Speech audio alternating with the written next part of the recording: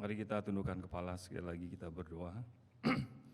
Kami bersyukur kepada Tuhan untuk semua anugerah, kebaikan yang Tuhan berikan sepanjang minggu, sama dengan suami, istri, anak-anak, orang tua, cucu, menantu, di dalam setiap relasi kami, di dalam keluarga. Walaupun jatuh bangun, mengalami kesulitan, namun Tuhan kasih-Mu tetap menopang dan mengangkat kami. Sementara kami mau mendengarkan firman-Mu, teduhkanlah hati kami, sehingga kami boleh membuka diri kami, pikiran kami, untuk kebenaran firman Tuhan bisa kami hidupi sepanjang hidup kami. Berfirmanlah, tolonglah hamba-Mu dengan segala keterbatasannya ini, biar Roh Kudus memampukannya. Demi Kristus kami berdoa. Amin. Silakan duduk Bapak Ibu Saudara yang kasih Tuhan. Shalom, selamat pagi. Kita bersyukur pada Tuhan, hari ini kita dapat beribadah dengan anugerah dan pertolongan Tuhan. Hari ini kita akan membahas satu tema dari Roma, pasal 12 ayat 9 sampai 21. Tadi sudah kita bacakan, kita tidak akan baca kembali, tapi ada beberapa bagian yang akan kita perhatikan. Saudara yang kasih Tuhan, rata-rata kita semua ada handphone ya, semua punya handphone. Dan handphone ini bukan hanya sebagai alat komunikasi, tapi sekarang handphone sudah menjadi segala-galanya, bahkan tanda petik. Bisa jadi alat berbisnis, alat hiburan, mau belajar apa aja ada. Mau belajar apa aja ada di handphone ini. Tetapi kita tidak bisa menjadikan handphone ini sebagai pribadi. Kita tidak bisa bicara dengan handphone ini karena ini memang bukan pribadi. Dia benda, alat yang dipakai untuk kebaikan, untuk dipakai demi supaya saudara dan saya lebih mudah di dalam menjalankan kehidupan kita. Maka tidak ada orang yang meminta handphone, berkatilah hidup saya, tolonglah saya, nggak ada ngomong sama handphone. Karena dia memang bukan pribadi. Tetapi Allah yang saudara dan saya percayai, di dalam Allah Tritunggal, Bapa, Anak, dan Roh Kudus adalah pribadi. Tiga pribadi yang setara, sehingga di dalam kekekalan tidak ada yang lebih rendah, tidak ada yang lebih tinggi. Baik Bapa, Anak, dan Roh Kudus, ilahi, setara, tidak ada yang kurang. Alkitab mengajarkan kalau Bapak Ibu Saudara membaca dari Kejadian sampai Wahyu, bahwa di dalam kekekalan Allah Tritunggal berelasi satu dengan yang lain karena mereka tiga pribadi itu adalah Allah yang berpribadi. Itu sebabnya ketika saudara dan saya menjadi orang Kristen, mempunyai relasi dengan Allah Bapa, Anak, dan Roh Kudus, maka saudara dan saya bisa berelasi dengan Allah kita. Amin, saudara. Paulus menuliskan di dalam Galatia 4 ayat 6 dengan begitu indah ketika dia memberikan satu uraian tentang bagaimana relasi saudara dan saya sebagai anak dengan ketiga pribadi, Bapa, Anak, dan Roh Kudus. Galatia 4 ayat 6 berkata, mari kita baca bersama-sama. Karena kamu anak, Allah telah menyuruh roh anaknya ke dalam hati kita yang berseru, ya Aba, ya Bapa. Diringkas di dalam satu kalimat, Galatia 4 ayat 6, menyatakan bahwa Bapa, Anak, dan Roh, tiga pribadi, satu Allah yang setara itu mau berelasi dengan saudara dan saya. Bagaimana bisa berelasi? Karena Allah adalah kasih. God is love. Allah yang kasih itu mau menjalin, membuka relasi dengan saudara dan saya. Makanya kita bisa datang pada hari Minggu. Makanya kita bisa berdoa kalau kita sedang mengalami kesulitan. Kita datang di hari Jumat yang lalu, saya sampaikan satu tema yang indah sekali. Bagaimana kita datang kepada tahta anugerah dan kasih karunia. The throne of grace and mercy. Ada undangan, saudara boleh datang ke tahta Allah Tritunggal untuk menerima belas kasihan, untuk menerima pertolongan. pada waktunya. Betapa ruginya saudara dan saya kalau undangan dari tahta sorga tidak pernah saudara buka, bahkan saudara telantarkan. Ini undangan dari Allah Tritunggal. Supaya kalau saudara dan saya anaknya, kita bisa punya relasi yang dekat dengan tiga pribadi, Bapa, Anak, Yesus Kristus, dan Roh Kudus. Hari ini saya mau ngajak saudara membuka dari Roma pasal yang ke-12, menyambung khotbah minggu pertama dari ayat yang pertama. Saya mau sampaikan bahwa apa yang akan kita lihat di ayat 9 sampai 21 merupakan hasil dari perubahan yang terjadi di dalam hidup kita. Maka ketika saudara dan saya ditebus menjadi milik Tuhan, maka hidup kita diubahkan. Diubahkan dari cara kita berpikir, mindset kita, akal budi kita mengalami perubahan. Karena akal budi inilah yang menggerakkan, yang memotivasi, yang mendorong saudara mau kerja apa, mau melakukan apa. Itulah sebabnya ayat 2 Roma 12, 2 minggu yang lalu saya sampaikan, janganlah menjadi serupa dengan dunia ini, tetapi berubahlah oleh pembaruan budimu, sehingga kamu dapat membedakan mana kehendak Allah, apa yang baik, yang berkenan kepadanya, dan yang sempurna. Apa yang baik? Ketika Tuhan ubah hidup kita, pikiran kita, cara kita memandang sesuatu, Dia mengubah cara kita menanggapi, melakukan suatu perbuatan. Apa yang baik menurut Tuhan, pasti bukan apa yang baik menurut saudara. Kalau kita punya anak, apa yang baik buat anak-anak yang masih kecil, permen itu yang manis-manis itu adalah yang baik bagi mereka. Tapi bagi kita orang tua, kita tahu kapan kamu harus makan permen, kapan kamu harus makan nasi, kapan kamu harus sekolah, kapan kamu harus bermain. Bagi anak-anak yang baik pasti berbeda dengan saudara dan saya kalau kita menjadi orang tua. Demikian juga kalau kita merenungkan tema hari ini, ketika kita memikirkan kasih adalah buah Injil. Kasih adalah akibat dari kita menerima Kristus. Berita kabar baik Injil itu sendiri adalah Yesus Kristus.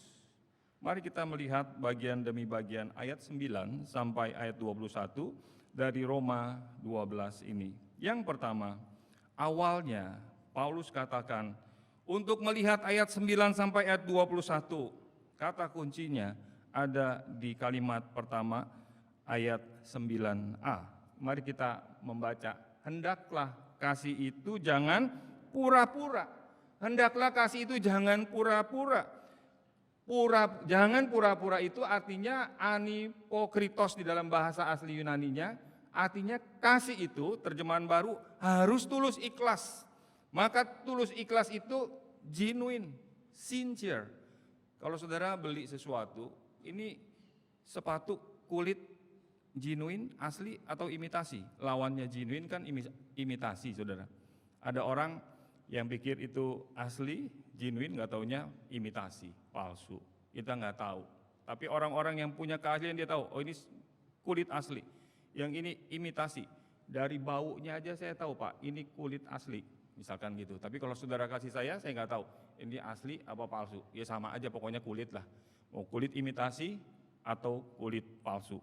Tapi yang genuine di tempat ini, di bagian ayat 9a, mau katakan bahwa yang asli itu adalah kasih yang berasal dari kasih tadi yang kita nyanyikan. Kasih yang ajaib, kasih yang ajaib.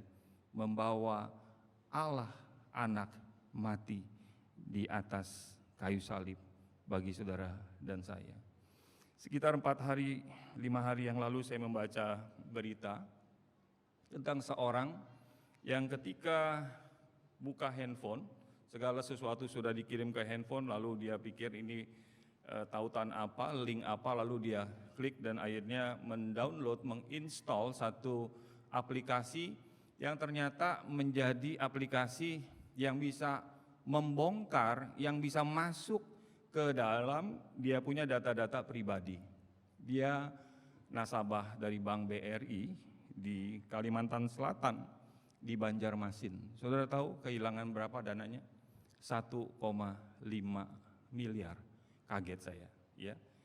Ada orang yang kehilangan 1,5 miliar sekitar segitu dari berita yang saya baca karena dia menginstall sembarangan dari sebuah link tautan dan ternyata link itu merefer ke banyak untuk data-data pribadi dia. Pihak bank mengatakan sekarang ini begitu banyak marak penipuan-penipuan, kelihatannya benar-benar hampir 99% mirip sekali. Logonya cuma diganti huruf besar ke huruf kecil. Jadi kalau saudara tidak hati-hati ketika kita mengklik, itu cuma satu klik saja bisa masuk itu aplikasi ke berbagai data-data pribadi kita.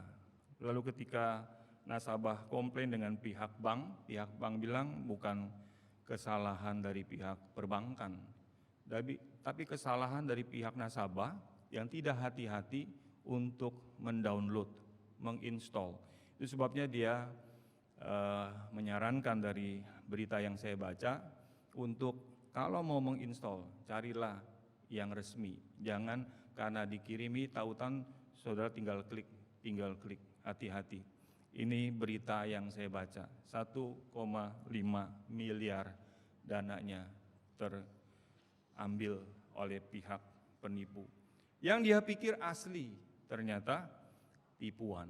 Saudara, kasih juga bisa seperti itu. Kalau di dalam jaringan internet begitu banyak kasus-kasus penipuan-penipuan yang terjadi, di dalam kerohanian pun ada banyak penipuan-penipuan yang kelihatannya asli tapi palsu. Maka hari ini Paulus mengawali, kalau kamu sudah diperbaharui, kamu sudah di dalam Tuhan, hendaklah kasih yang ada padamu, yang ada padaku, yang ada pada kita sebagai orang Kristen, kasih yang genuine, yang asli, yang orisinil, yang sincere, yang tulus hati, yang jangan pura-pura, bukan tiruan.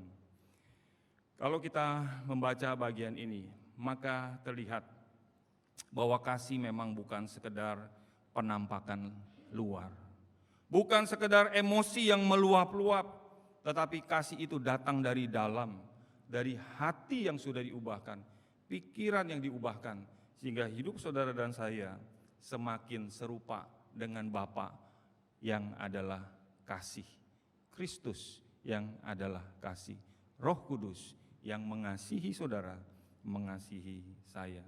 Maka ketika Paulus memulai dari bagian ini, dia lanjutkan ayat berikutnya dari kalimat berikutnya dari ayat 9, bencilah yang jahat, berpautlah pada yang baik. Jadi kalau orang punya kasih yang sejati, yang genuine, yang asli, kita bisa periksa diri kita masing-masing. Apakah kita membenci yang jahat? Istilah membenci, saya mencari tahu di dalam istilah bahasa lainnya ditulis, bahasa Inggris ditulis abhor. Abhor itu adalah artinya kemarahan yang begitu besar. Itu abhor, bukan sekedar angry marah, tapi abhor itu marah besar, murka besar. Kamu harus membenci, harus marah besar terhadap kejahatan, evil. Terhadap sesuatu yang jahat, yang tidak baik, kita harus marah. Harus marah. Maka bolehkah orang Kristen marah? Boleh. Marahnya tapi terhadap apa? Kepada apa? Bukan dikit-dikit marah, ini masalah. Tapi kalau dia marah terhadap evil, terhadap dosa, inilah yang dikatakan oleh Rasul Paulus. Kalau kita sudah punya kasih yang murni tadi, kasih yang orisinil yang datang dari Tuhan sendiri, karena kita punya relasi dengan Allah Tritunggal, maka kita tidak bisa melihat sesuatu yang tidak beres. Kita bisa marah terhadap kejahatan, terhadap evil. Dan Paulus katakan kalau kamu sudah marah terhadap hal-hal yang jahat, yang tidak baik itu, maka kamu harus berpaut pada yang baik. Bencilah yang jahat, berpautlah pada yang baik. Itu istilah dalam terjemahan baru edisi yang kedua. Saya cari tahu apa sih arti berpaut. Ternyata berpaut itu dipakai istilah untuk relasi seksual di dalam relasi suami istri.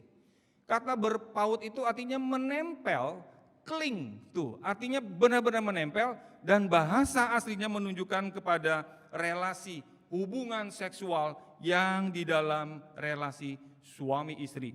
Menempel artinya menjadi satu. Wah, ini ungkapan yang begitu dalam, saudara. Jadi kalau saudara punya kasih yang genuine, maka kita benci terhadap kejahatan. Kita tidak bisa membiarkan kejahatan. Lalu Paulus katakan hatimu harus terus menjadi satu, melekat, menempel kepada yang baik. Maka saudara, mari kita bagian awal, periksa diri kita. Apakah saudara dan saya sudah memiliki kasih yang orisinil, kasih yang genuine, kasih yang tulus ikhlas, yang tidak pura-pura, atau kasih itu kasih yang tidak seperti yang diungkapkan di dalam bagian awal ini.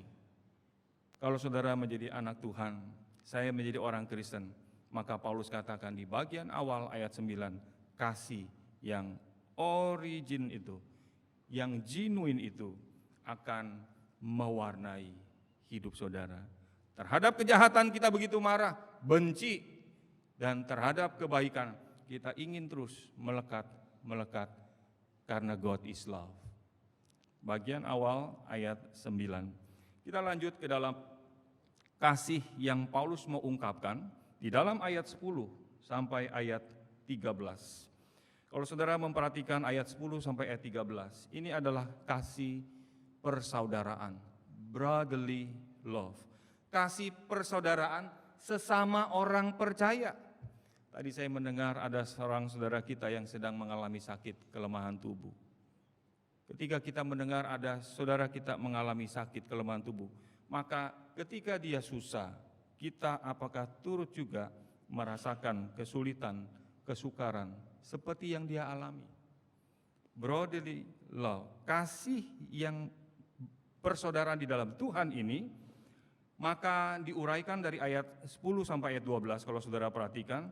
Ini kasih sesama orang percaya, orang yang sudah punya kasih yang sejati tadi, maka mereka akan saling mengasihi. Paulus ingatkan lagi, hendaklah kamu saling mengasihi, saling mendahului dalam memberi hormat. Jangan kendor dalam kerajinan, biarlah rohmu menyala-nyala dan melayani Tuhan, dan bersukacita dalam pengharapan, sabar dalam penderitaan, bertekun di dalam doa. Coba saudara perhatikan. Di dalam hidup kita menjalani hari-hari ini, apakah ayat 10, ayat 11, ayat 12 ada pada kita dan sesama kita waktu kita ada di gereja ini, waktu kita ada dalam satu persekutuan? Apakah kita tetap memberikan kekuatan mereka yang lemah, yang sedang malas? Jangan kendor dalam melayani Tuhan. Mari kita tetap bersukacita. Aku tahu kamu sedang mengalami kesulitan, kesukaran. Maka kita bisa mendoakan dia, bertekun di dalam doa. Ayat 10 sampai ayat 12 sangat nyata di dalam kehidupan saudara dan saya sehari-hari. Maka di ayat 13 diakhiri dengan satu kesimpulan bagaimana orang percaya seharusnya menunjukkan hospitality. Hospitality itu apa? Keramah tamahan.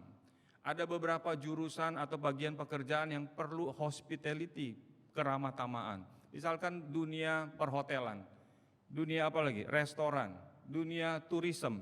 Maka ini perlu keramah tamahan. Jadi kalau saudara pergi ke satu tempat, ada reception, lalu yang terima saudara ini enggak ramah tamah, melotot, cembetut. Dulu ada satu tempat kursus, saya enggak boleh sebut namanya, heran, sudah terkenal. Jadi kalau pergi ke tempat itu, rata-rata yang pergi ke tempat itu udah tahu, itu orangnya juteknya minta ampun, tingkat dewa. Juteknya ampun-ampun, tapi heran, dia tetap dipakai di tempat itu dan sudah bertahun-tahun, enggak cocok sebetulnya. Karena dia ada di reception desk, menerima tamu, menerima orang yang datang, tapi wajahnya, cara bicaranya itu sangat kaku dan sangat tidak bersahabat. Ini namanya enggak ada hospitality, enggak ada keramah tamahan. Maka ayat 13 Paulus katakan kalau kamu punya genuine love, maka semua itu nanti akan dirangkum tadi dengan satu hal, yaitu keramah tamahan. Ayat 13, turutlah menanggung kekurangan orang-orang kudus Usahakanlah dirimu untuk selalu memberikan tumpangan. Apa artinya saudara? Pada waktu itu, di zaman Palestina, orang-orang Kristen yang melayani Tuhan, termasuk hamba-hamba Tuhan, orang-orang kudus yang mau memberitakan kabar baik, sulit sekali dapat rumah penginapan. Sekarang ada aplikasi Airbnb, ada aplikasi macam-macam untuk kita bisa tinggal dengan hanya sebuah handphone. Kita bisa order, kita bisa booking, kita bisa bayar, lalu kita tinggal di situ. Tapi pada waktu zaman itu orang tidak punya tumpangan. Maka Paulus katakan, jangan lupa, kalau kamu punya kasih yang genuine tadi, maka kalau ada orang atas nama Yesus, Tuhan Yesus Kristus memberitakan Injil, maka kamu juga mesti punya hati apa? Generous, tampung dia, bantu dia. Orang-orang kudus, bukan berdoa kepada mereka, minta jadi perantaraan, bukan, tapi tolong mereka, karena mereka adalah wakil Allah. Ketika kamu menyambut, menolong, memberi tumpangan, memberi minum, memberi makanan, bantu kekurangan dia, maka kamu sedang melayani Tuhan. Ayat 10, 11, 12, 13 mau memberitahu kepada orang-orang Kristen di Roma, kalau kamu sudah diubahkan, Roma 12 ayat 2, kamu sudah mengalami perubahan. Ingat, kasih itu harus terlihat ketika kamu ada keramah tamahan. Amin. Bapak Ibu Saudara, maka orang-orang yang percaya pada Tuhan, dia menjadi generous. Dia menjadi orang-orang yang ramah, orang-orang yang bisa melihat mana yang baik, mana yang harus diterima, mana yang tidak, mana yang harus ditegur, mana dosa, mana yang harus cling tadi, ditempel terus karena ini sebuah kebaikan. Ayat 13, saya teringat kepada seorang bapak yang beberapa waktu yang lalu menceritakan tentang kenapa saya menjadi orang Kristen. Bahkan dia menjadi seorang hamba Tuhan. Dia sudah cukup senior saat ini, di usia 70-an lebih. Dia bilang, dia cerita kepada temannya, menjadi orang Kristen karena ada suami istri yang hidup sederhana di sebuah perkebunan karet. Setiap hari ketemu dia, suami istri ini nggak punya anak. Dia setiap kali ketemu senyum, shalom, memuji Tuhan. Dan bapak ini bilang, heran ya, ini suami istri ini kok kayaknya walaupun hidupnya sederhana, dia bukan orang kaya raya, tapi kok hidupnya penuh sukacita. Ini bapak bercerita. Akhirnya satu hari suami istri yang suka bernyanyi ini, yang sering menyapa bapak ini, di satu tempat di perkebunan karet itu, karena bapak ini sedang ada di sana bekerja, dia ajak, Pak, nanti hari Minggu kita datang ke gereja yuk. Bapak itu bilang apa? Saya tidak bisa menolak ajakan suami istri yang begitu ramah tamah, yang menunjukkan hospitality, keramah tamahan dari wajahnya, dari nggak bisa tolak, dia bilang. Dan dia datang ke gereja melalui keramah tamahan ayat 13. Singkat cerita, dia masuk seminari dan jadi hamba Tuhan. Saudara yang kasih Tuhan, ada banyak cara Tuhan. Siapa tahu saudara dan saya mau dipakai Tuhan ketika kita punya kasih yang genuine tadi, yang tulus ikhlas tadi. Melalui keramah tamahan ayat 13, kita bisa menjangkau, membawa, memperkenalkan kasih Kristus kepada orang lain yang belum diselamatkan. Maukah saudara? Kita tanya kepada diri kita masing-masing. Apakah kalau orang ketemu kita langsung dia lari, dia ngumpet, waduh ketemu si itu, gue cari jalan lain, kenapa? Bentar lagi nih urusannya repot. Atau ketika lihat wajah saudara, lihat saudara langsung, dia ingin selalu mendapatkan sesuatu. Karena kita menunjukkan hospitality, keramah tamahan, yang kita miliki di dalam Kristus. Ini bagian yang kedua. Kita lanjut ke ayat 14. Ini bicara tentang, kalau Paulus tadi bicara tadi, ayat 9, 10, 11, 12, 13, kepada orang-orang Kristen, relasi dengan orang-orang Kristen, tiba-tiba di ayat 14 dia keluar sebentar topiknya, bukan kepada orang Kristen, sekarang kepada orang-orang yang non-Kristen.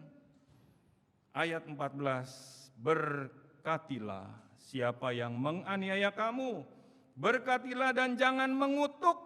Wah ini susah, Kita maunya mata ganti mata, betul? Mata ganti mata artinya apa? Balas dendam. Saya baca Mahatma Gandhi, tokoh India terkenal bilang begini, jika hukum mata ganti mata diterapkan di seluruh dunia, maka seluruh dunia pada akhirnya akan menjadi apa? Buta. Ini Gandhi bilang, kalau hukum mata ganti mata diterapkan, maka seluruh dunia akan menjadi buta. Makanya Paulus ketika tulis ayat 14 ini, dia merujuk kepada apa yang Tuhan Yesus katakan dalam Matius 5 ayat 44, Lukas 6 ayat 27 sampai 28, bagaimana Tuhan Yesus mengingatkan supaya kita mengasihi, bahkan memberi mereka yang menganiaya kita, musuh kita, memberi makan, memberi minum kepada para musuh kita. Wah, ini susah, Pak. Susah memang, saudara. Saya nggak bilang gampang, ini susah. Makanya tadi di awal Paulus katakan, kalau kasih ini yang pura-pura, pasti kamu nggak bisa. Kalau saya juga punya kasih yang pura-pura, yang tidak genuine tadi, kamu nggak akan bisa melakukan ayat 14. Bagaimana memberkati yang menganiaya kamu? Ada juga mengutuk yang menganiaya kamu. Bagaimana memberkati dan jangan mengutuk? Nggak bisa. Betul nggak, saudara? Betul atau benar? Ini realita, saudara dan saya nggak bisa. Maka waktu saya renungkan begini, apa Tuhan? Kenapa Paulus tiba-tiba keluar bicara kepada orang-orang non-Kristen yang menganiaya kamu, yang merugikan kamu, maka kamu tetap harus memberkati. Sekali lagi, nggak bisa sih, saudara dan saya, kita nggak bisa lakukan. Kalimat ini, kalau kita ikut hukum dunia tadi, mata ganti mata, gigi ganti gigi, maka semua dunia ompong, nggak bisa makan apa, gigi ganti gigi, mata ganti mata, jadi buta. Tapi bersyukur Tuhan Yesus bilang, kalau dunia kasih hukum seperti itu, maka aku kasih hukum kasih daripada Yesus Kristus. Berkatilah, jangan mengutuk. Lanjut ayat 15 sampai 16. Ketika masuk ke dalam relasi, keluar di ayat 14 kepada orang-orang non-Kristen, orang-orang yang tidak percaya, tiba-tiba Paulus masuk lagi di dalam ayat 15-16. Sekarang relasinya dengan sesama orang percaya. Tadi kasih yang tulus ikhlas, yang genuine itu akan bersuka cita dengan orang yang bersuka cita. Akan menangis dengan orang yang menangis. Bagaimana saudara memandang diri dan memandang orang lain? Ini juga nggak gampang. Kita jangan pikir jauh-jauh orang-orang yang tidak percaya. Di lingkungan orang-orang percaya sendiri, ketika ada orang lebih dipakai Tuhan, lebih berkarunia, lebih hebat, lebih diberkati, lebih ini, lebih itu, saudara bisa nggak bersuka cita dengan orang yang diberkati? Biasanya kita gimana, saudara? Kalau ada orang lebih diberkatin, lebih maju, lebih hebat, kita gimana? Puji Tuhan, haleluya. Normal gitu. Biasanya kita kalau mau ikut kedagingan kita akan doa, Tuhan, orang lain ditolong, saya juga.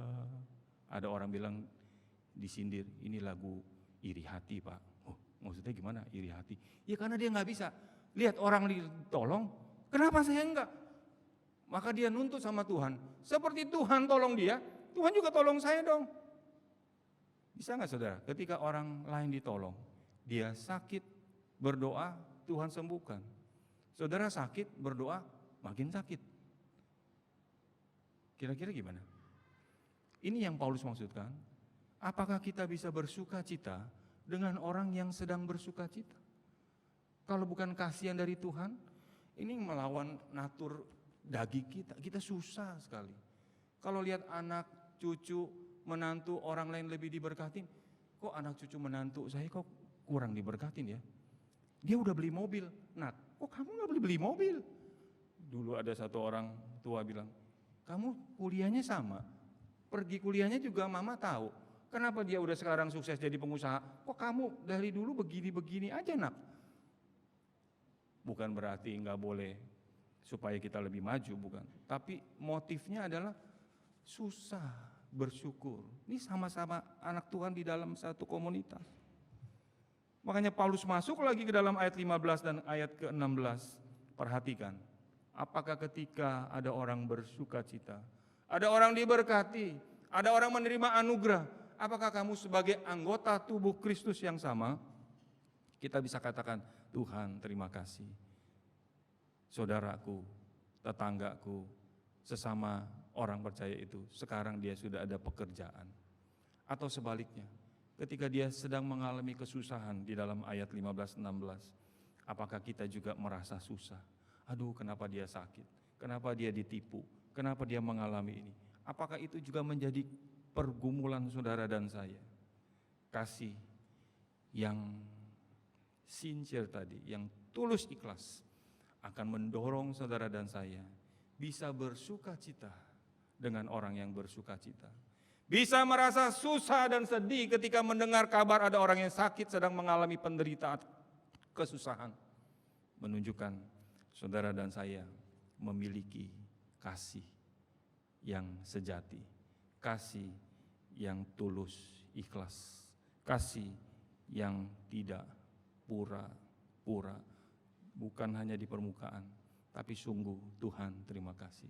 Ini bukan milik aku bisa bersyukur karena Tuhan yang memampukan aku bisa sama-sama bersyukur, bersuka cita dengan mereka. Bagian yang terakhir ayat 17 sampai 21, cukup panjang saudara. 17, 18, 19, 20, 21. Para ahli mengatakan dari ayat 17 sampai ayat 21, itu ada berapa ayat? 17, 18, 19, 20, 21. Ada 5 ayat. Yang di tengah-tengah, itu dalam istilah sastra kiastik namanya, yang tengah-tengah itu poin yang paling penting. Maka kalau saudara perhatikan dari ayat 17, 18, 20, 21, yang tengah-tengah itu yang menjadi pusat inti daripada apa yang Paulus mau katakan. Bunyinya apa? Ayat 19. 1, 2, 3. Janganlah menuntut pembalasan, tetapi berilah tempat kepada murka Allah. Sebab ada tertulis, pembalasan itu adalah hakku. Akulah yang akan menuntut pembalasan, firman Tuhan. Jadi Paulus mau katakan, dari ayat 17 sampai ayat 21 dirangkum satu penekanan yang sangat penting. Karena dia tahu, saudara dan saya tergoda untuk membalas kejahatan dengan kejahatan. Hari Kamis yang lalu saya sampaikan kepada kaum wanita di tempat ini, sering kita dengar, kalau kamu baik sama saya bisa baik sama kamu. Tapi kalau kamu jahat sama saya bisa lebih jahat. Itu manusia normal. Lu baik sama gua, aduh gua baik sama lu. Tapi kalau lu jahat, ingat ya, diingetin, gua bisa lebih jahat. Maksudnya, jangan main-main sama gua bisa lebih kejam dari lu. Karena lu kejam, gua bisa lebih kejam. Tapi kalau lu baik, lu gak ngapa-ngapain, gua tetap baik sama lu. Itu dunia, saudara. Maka ayat 19 Paulus mau ingatkan, saudara dan saya sangat rentan, sangat bisa sekali jatuh. Bahkan Paulus pun bisa, begitu banyak penganiaya waktu itu. Memang tidak ditulis apa aniaya yang dialami oleh jemaat di Roma, tidak secara hitam putih ditulis di sana. Tetapi Paulus ingatkan, kecenderungan hati saudara inginnya membalas dan membalas. Maka Paulus ingatkan, pembalasan itu bukan hak saudara. Pembalasan itu bukan hak saya, Pak, tapi dia udah jahatnya minta ampun, Pak. Masa nggak dibalas? Iya, tapi Alkitab bilang pembalasan itu bukan hak engkau, bukan hak saya. Haknya siapa, saudara? Haknya Tuhan. Saudara setuju nggak? Susah, Pak, setuju, Pak. Saya maunya jadi hakim. Ini jahatnya minta ampun, jahatnya minta ampun. Ada satu buku di Ekersen judulnya Kasih di Tempat-Tempat yang Sulit. susah. Dalam arti bagaimana saudara mengampuni Al-Qaeda misalkan, dia kasih contoh, Osama bin Laden, bagaimana mengampuni. Bagaimana orang-orang mengampuni pelaku-pelaku kejahatan kemanusiaan. Nazi misalkan, yang membunuh jutaan orang Yahudi, susah sekali. Tetapi prinsip ini ketika saya memperhatikan, ada seorang teolog berkata, kalau kejahatan dibalas dengan kejahatan, dibalas dengan kejahatan, dibalas dengan kejahatan, kelar gak saudara? Enggak akan kelar. Maka pada waktu kita menyerahkan pembalasan kepada Tuhan, lalu Tuhan memberikan kita perintah, ampuni, bahkan nanti di ayat terakhir, bukan hanya kamu berdiam diri mengampuni, tapi Paulus maju selangkah lebih jauh lagi, berbuatlah yang baik kepada orang yang berbuat jahat. Aduh, makin susah ini Pak, makin susah. Itu tadi saya nggak balas aja udah susah Pak. Saya diem aja nggak balas aja udah susah. Apalagi sekarang saya suruh melakukan yang sebaliknya, dia berbuat jahat, saya harus berbuat baik. Ada yang setuju di sini? Halo? Angkat tangan yang setuju? Gampang? Pada diem semua. Yang khotbah juga nggak berani angkat tangan. Susah, nggak bisa. Kecenderungan kita, makanya Paulus tulis ayat 19, kamu tuh maunya membalas. Aku juga tahu, kata Paulus, aku juga maunya balas. Tapi kasih yang genuine itu sudah diberikan kepada saudara. Saudara dan saya jadi anak Tuhan tuh gara-gara apa sih? Gara-gara kita baik gitu? Gara-gara kita rajin berdoa? Gara-gara kita, kayaknya saya so far so good deh Pak. Saya orang Kristen baik-baik aja. Saya nggak pernah menipu, saya nggak pernah berzina, saya nggak pernah mencuri, saya nggak pernah korupsi. Saya ini termasuk orang baik loh Pak. Terus Tuhan, oh karena kamu baik, sini aku angkat jadi anakmu. Kalau itu yang terjadi, maka Yesus Kristus nggak perlu mati. Nggak perlu dia pegang cawan, kalau boleh cawan ini lalu daripadaku. Berat nggak saudara? Berat sekali. Cawan itulah kejahatan saudara dan saya.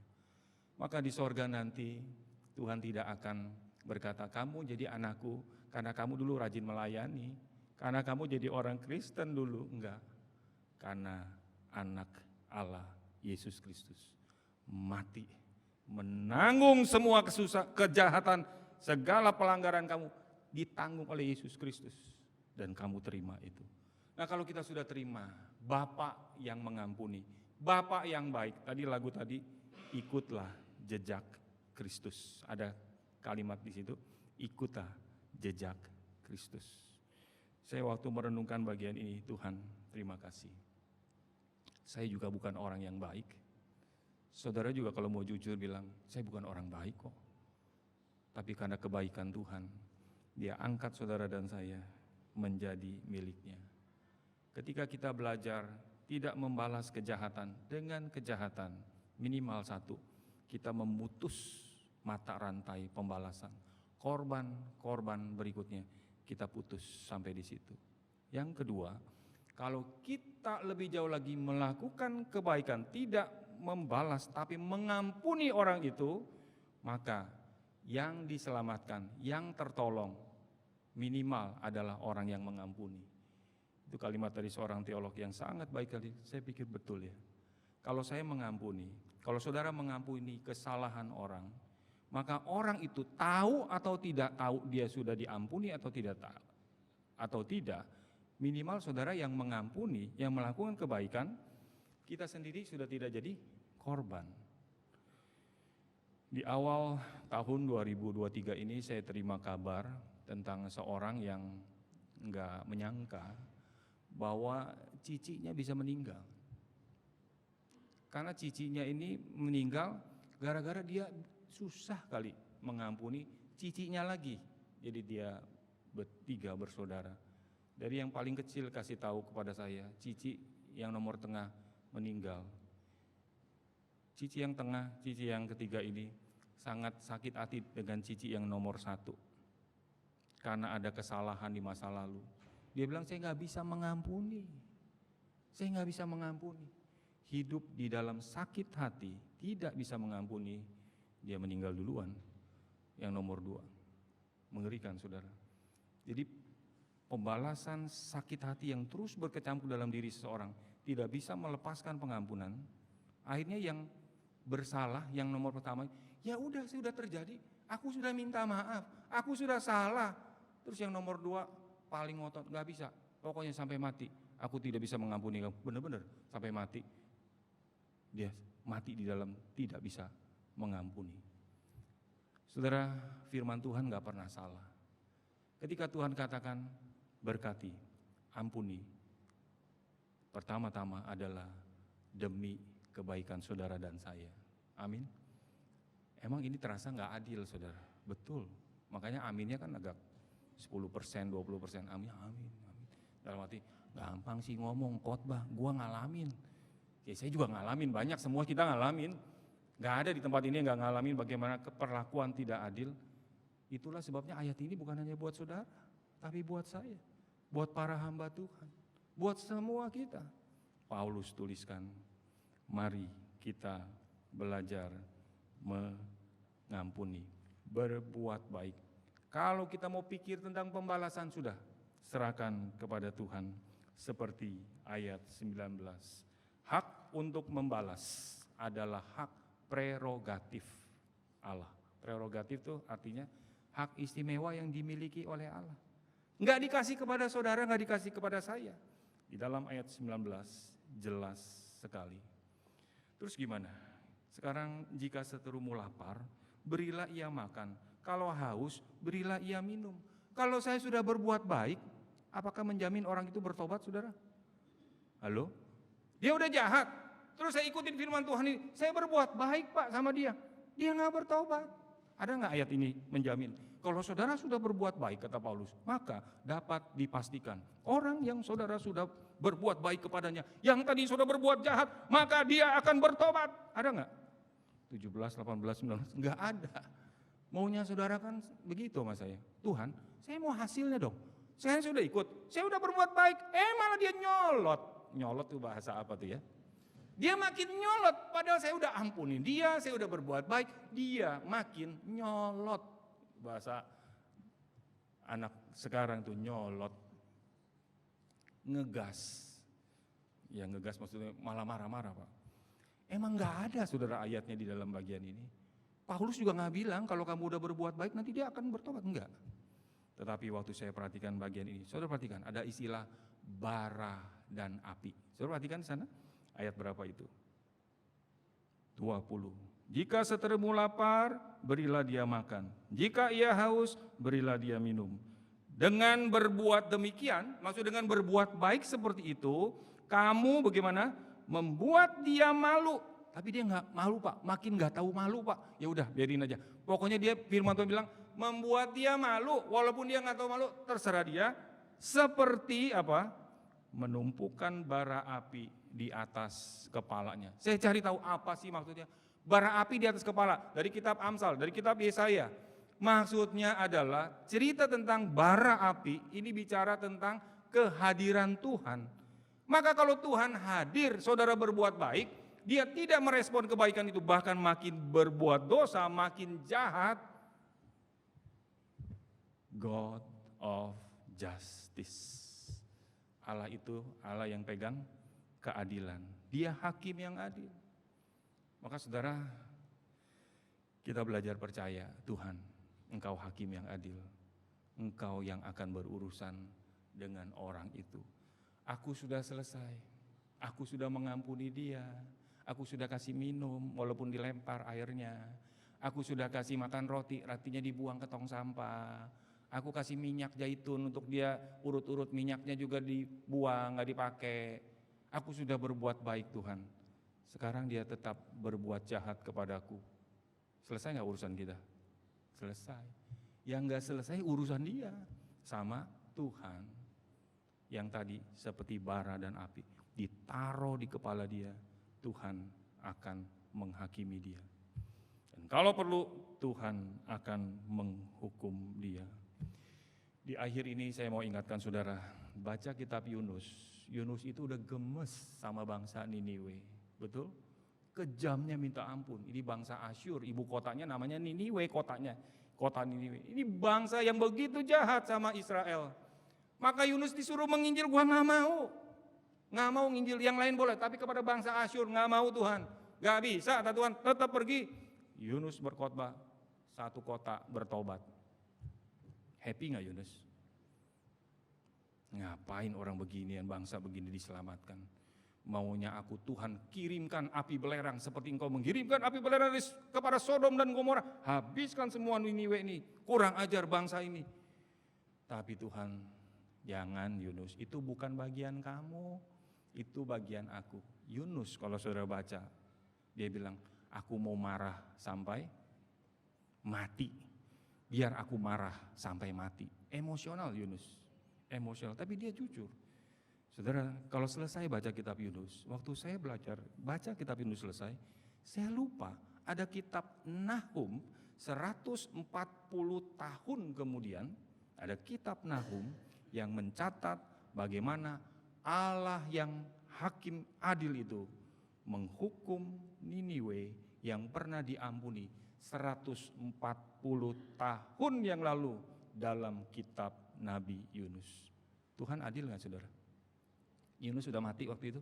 Ya udah matilah, 140 tahun kemudian. Yunus masih tahu? Nggak tahu dia, udah di sorga udah seneng dia.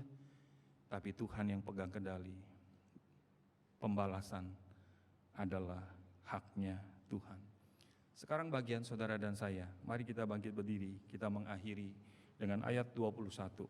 Kita baca bersama-sama ayat terakhir. Ya, tidak ada di slide, saudara boleh tolong dibukakan. Oh ada di sana ya, ada di bagian bawah. Roma 12 ayat 21, masih terbaca, 1, 2, 3. Janganlah dikalahkan oleh kejahatan, tetapi kalahkanlah kejahatan dengan kebaikan. Sekali lagi, janganlah dikalahkan oleh kejahatan, tetapi kalahkanlah kejahatan dengan kebaikan. Saudara jangan lihat, dimatikan, kita baca sama-sama, hafalkan, 1, 2, 3. Janganlah dikalahkan oleh kejahatan, tetapi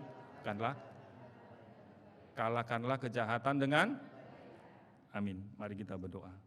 Tuhan terima kasih untuk firman-Mu. Memang tidak mudah melakukan apa yang dituliskan dalam ayat 9 sampai 21. Karena memang itu bukan ekspresi daripada natur kami, tetapi ekspresi daripada natur yang baru. Seperti Roma 12 ayat 2 katakan, Tuhan sudah mengubah kami. Biarlah Tuhan menilik hati setiap kami, ketika kami menyatakan kasih yang tulus ikhlas, kasih yang tidak pura-pura, sebagai buah hasil daripada buah Injil, kami boleh menjadi milik-Mu. Kami bersyukur memiliki Bapa yang mengampuni kami, maka kami pun diberikan kemampuan untuk mengampuni. Kami tidak bisa membalas kejahatan dengan kebaikan, tetapi Tuhanlah yang memampukan kami untuk tetap melakukan kebaikan walaupun ada kejahatan. Betapa sulitnya kami mempraktekkan, melakukan bagian-bagian firman Tuhan ini, kalau bukan Tuhan sendiri yang memampukan kami. Tiliklah hidup kami masing-masing dalam relasi suami, istri, orang tua, anak, menantu, mertua, cucu, opa, oma, hamba Tuhan dan jemaat, pengurus, pengerja, penatua, diaken. Tuhan, tidak ada di antara kami yang bisa melakukan bagian firman ini. Tetapi kami bersyukur Roh Kudus diberikan pada kami, supaya kami dimampukan. Terima kasih buat firman-Mu. Demi Kristus kami berdoa dan mengucap syukur. Amin. Sambil tetap berdiri, mari kita